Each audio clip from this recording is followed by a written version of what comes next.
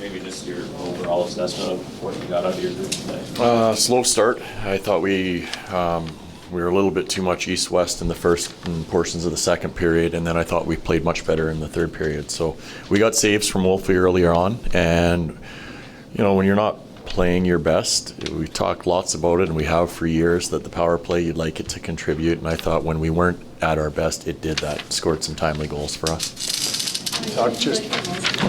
Game tonight. After about 5 minutes, I thought he looked in control. Like when he's not letting out rebounds, things are kind of sticking to him, and he seems like he knows where the puck is. He's tracking it well. Then he's dialed in. So I thought he looked in control tonight. There have been some nights over the last couple of years where we've known Jonathan Huberdeau has been, it's been tough for him. Just him having this start. What do you think it means to him as a player? A lot, because he wants to play. He wants to be a difference maker every night, and it hasn't gone the way he'd like to see it gone over the last couple of years. But he's doing a lot of things, and he did prior years too, well without the puck. Like he's killing penalties now, and he's doing. I'm probably more excited about that stuff than the points that he put on the board tonight, because he.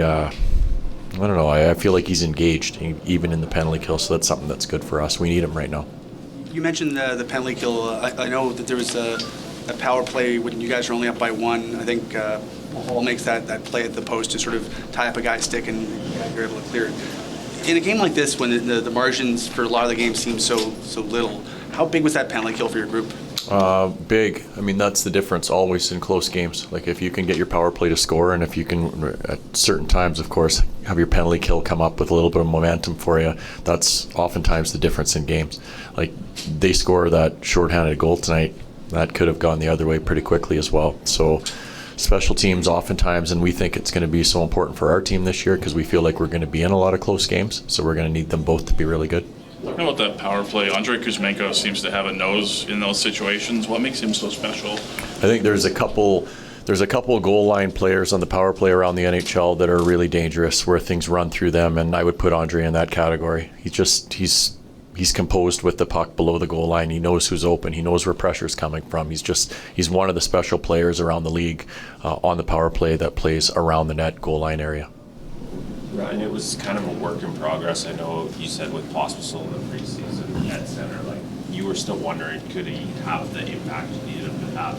And understanding we're still early in the regular season, but what have you kind of seen of him at that position? I think he's getting there. I do. I mean, there's like tonight he didn't play a ton. I don't think. I think he was around 10 minutes. I mean, he missed some because of the fight.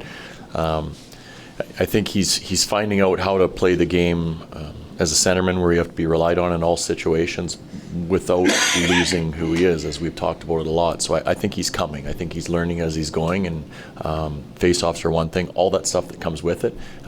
He's in school right now, you can put it, but I think he's doing a pretty good job so far.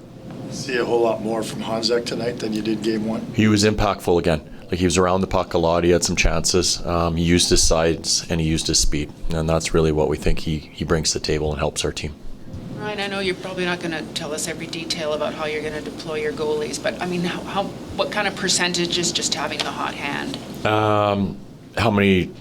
Sorry, can you ask that? In terms of deciding who gets the start, what percentage of your decision is just who's hot? Yeah, I don't know percentage-wise, but some of it's going to come to play that way, for sure. Some of it's opponent that we're going to be playing, and some of it's schedule as well, based on back-to-backs or 3 and 4 nights, things along those lines.